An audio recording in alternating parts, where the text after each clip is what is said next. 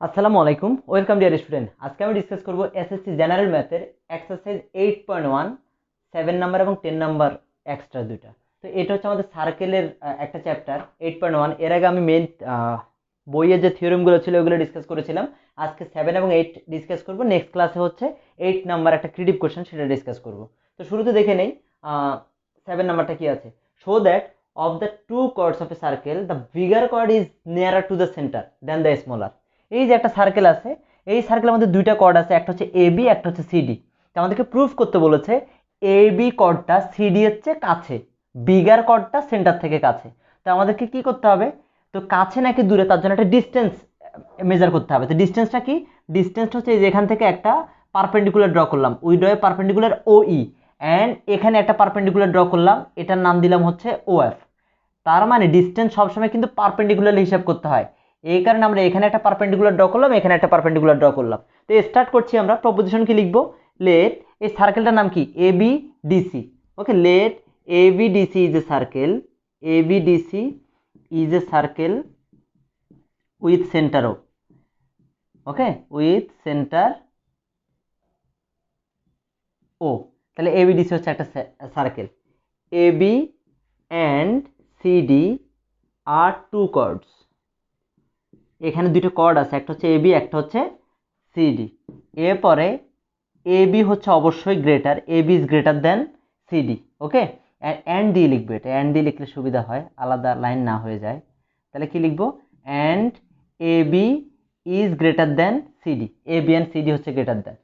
এরপরে ওই এবং ওএফ হচ্ছে OE and OF are perpendicular distance, আর perpendicular distance of AB and CD respectively, AB and CD respectively। তার মানে আমরা দুইটা ডিস্টেন্স পেয়ে গেছি। Okay, we want to prove that, আমাদেরকে কি প্রুফ করতে হবে, প্রুফ করতে হবে যে এটা কাছে, দ্যাট মিন্স এই ডিস্টেন্সটা smaller. Proof that O E smaller than O F. তার মানে এই ডিস্টেন্সটা ছোট, দ্যাট মিন্স এটা কাছে, এটা বোঝানোর জন্য কাছে ও এফ হচ্ছে, ও এফ হচ্ছে সিডি এর ডিস্টেন্স সেন্টার থেকে, এবং ও ই হচ্ছে এ বি এর ডিস্টেন্স সেন্টার থেকে। এখন আমরা কি করব, কনস্ট্রাক্ট করতে হবে। একটু কি কনস্ট্রাক্ট করব, কনস্ট্রাকশন এখানে আমরা লিখব। তো স্টার্টিং হচ্ছে এই যে ও এ কে জয়েন করে দেব, ও এ অ্যান্ড হচ্ছে এখান থেকে ও সি জয়েন করে দিলাম। তাহলে কনস্ট্রাকশন হচ্ছে we join O A and O C, O A এবং ওসিটাকে জয়েন করে দিলাম। এরপর হচ্ছে আমরা প্রুফ করব। এবার প্রুফে যাব, প্রুফে যাওয়ার জন্য 1 নাম্বারে। তো আমরা দেখতে পাচ্ছি এখানে হচ্ছে ওটা হচ্ছে একটা centre, O is a centre and O E perpendicular A B, O E হচ্ছে এ বির উপর একটা পারপেন্ডিকুলার।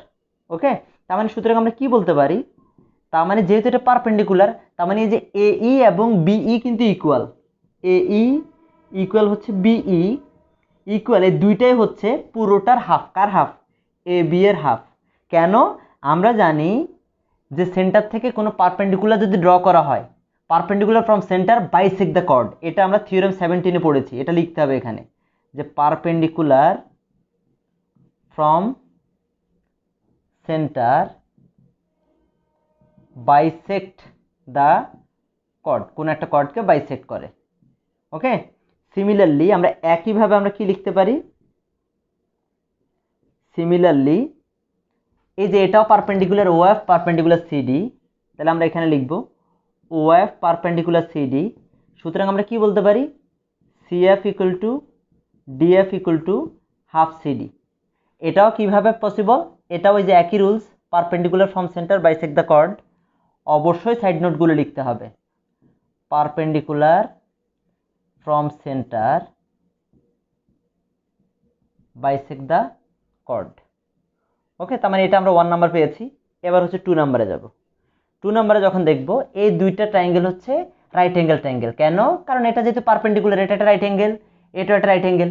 তাহলে কি লিখব, ইন রাইট অ্যাঙ্গেল ট্রায়াঙ্গেল, এখানে দুইটা রাইট অ্যাঙ্গেল ট্রায়াঙ্গেল আছে, কে কে, ইন রাইট অ্যাঙ্গেল ট্রায়াঙ্গেল একটা নাম হচ্ছে ও এ ই, ও এ ই, আর একটা কি আছে ও সি এফ, দুইটার মধ্যে আমরা দুইটা পিথাগোরাসের ফর্মুলা পাচ্ছি। কি কি?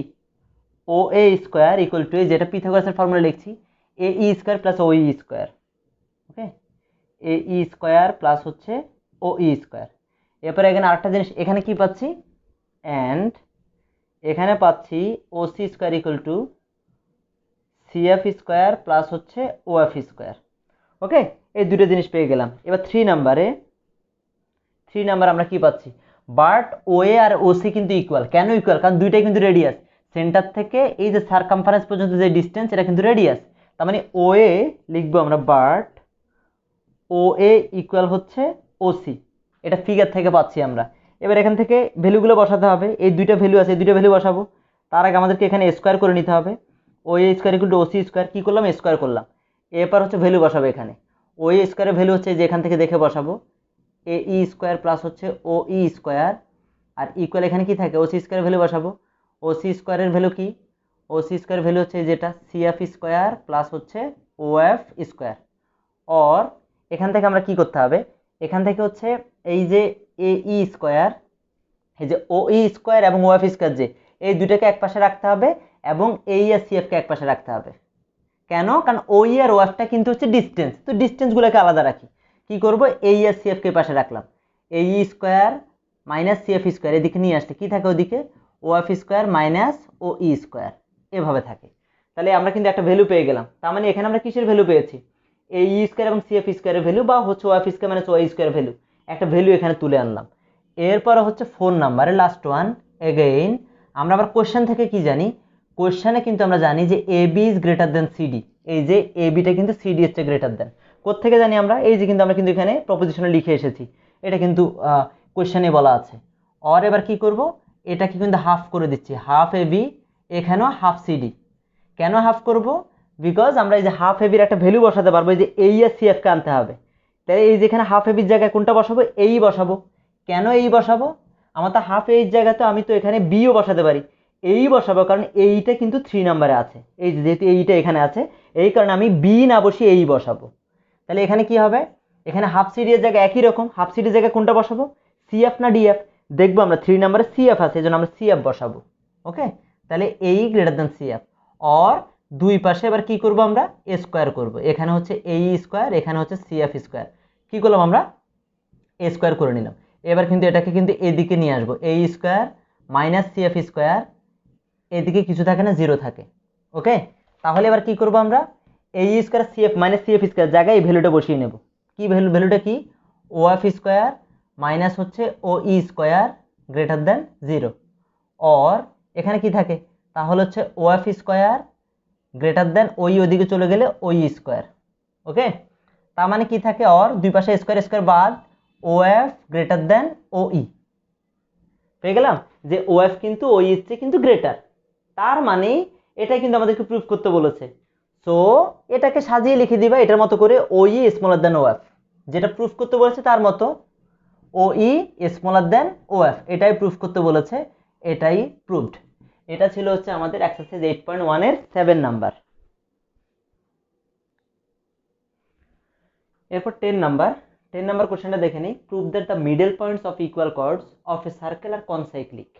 কনসাইক্লিক মানেই হচ্ছে একই সার্কেলের মধ্যে পয়েন্টগুলো একই সার্কেলে পড়বে। কোনগুলো, কোন পয়েন্টগুলো, middle points of equal cord.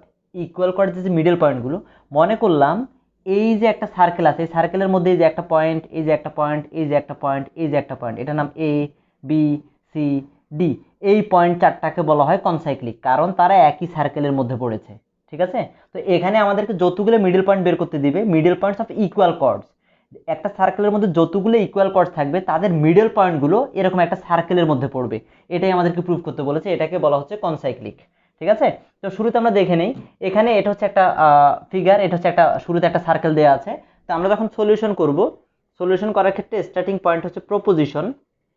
তো আমাদেরকে কি প্রুফ করতে বলেছে, আমাদেরকে প্রুফ করতে বলেছে let O be the centre, এখানে ও কিন্তু একটা centre. Okay, O be the centre. Next হচ্ছে এ বি, আমি 3টা কর্ড দিয়েছি, A B C D and EF. এই যে ইএফ, এই যে এই মেন সার্কেল কিন্তু এটা বড়টা। ঠিক আছে, এখানে A B C D and EF are 3 equal chords, এখানে 3টা হচ্ছে ইকুয়াল কর্ডস। ঠিক আছে, তিনটে ইকুয়াল কর্ডস আছে। এরপরে হচ্ছে এই ইকুয়াল কর্ডগুলোর এখানে আমরা মিডল পয়েন্ট সিলেক্ট করছি। এটা মিডল পয়েন্ট, এটার মিডল পয়েন্ট এটার মিডল পয়েন্ট এদের একটা নাম দেই। এটা এম, এটা এন, এটা পি দিলাম। তাহলে কি লিখলাম এখানে? আমরা এখানে লিখবো M and N P are the mid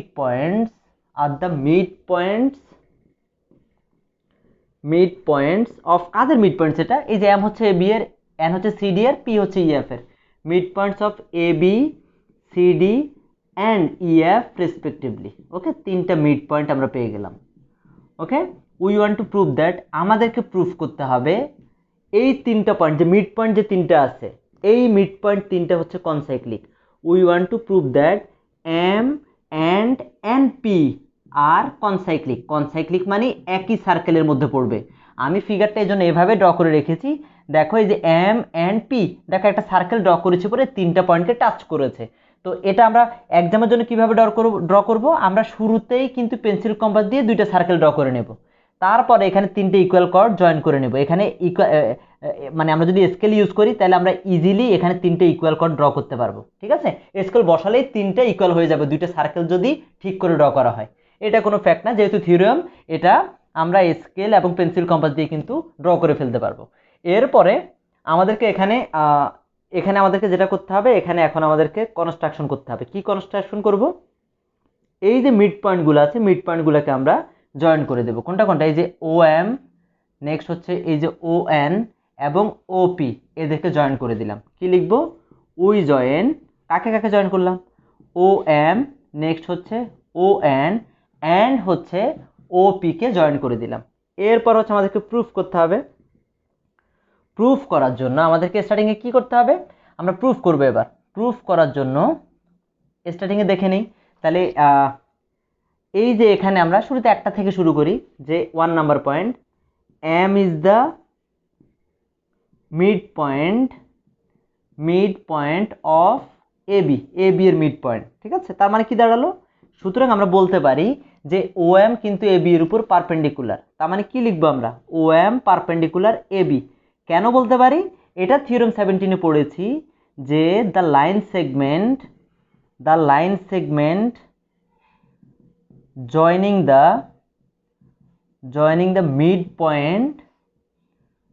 the midpoint of a chord from center is perpendicular. Centre থেকে কোন একটা কর্ডের মিড পয়েন্টকে জয়েন করলে সে পারপেন্ডিকুলার হবে। এই কারণে আমরা লিখতে পারলাম যে এই এমটা যেহেতু মিড পয়েন্ট, সেন্টার থেকে এটা জয়েন করলে এটা পারপেন্ডিকুলার হবে। থিওরেম 17-এ পড়ে এসেছি। তাহলে আমরা কিভাবে লিখতে পারি এখন? সিমিলারলি আমরা বাকি দুইটা কিন্তু একইভাবে লিখতে পারি। কি লিখতে পারি?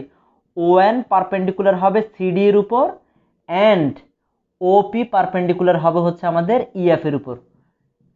ঠিক আছে, অ্যাকর্ডিং টু থিওরেম 17, এই রুলসটা অনুযায়ী। ওকে, তাহলে এটা আমরা 1 নাম্বার পেয়ে গেলাম। এরপরে 2 নাম্বার পয়েন্টে ও ইজ দ্য সেন্টার, এই ফিগারের মধ্যে ওটা হচ্ছে সেন্টার। ওকে, এরপরে হচ্ছে ওটা সেন্টার, বাট কিন্তু ও এম, ও এন অ্যান্ড যে ওপি, এই তিনটা হচ্ছে পারপেন্ডিকুলার ডিস্টেন্স। কিভাবে বুঝলাম পারপেন্ডিকুলার ডিস্টেন্স? 1 নাম্বারে এর জন্য আমরা পারপেন্ডিকুলার বের করেছি। তাহলে কি লিখবো? O M, O N and OP are the perpendicular distance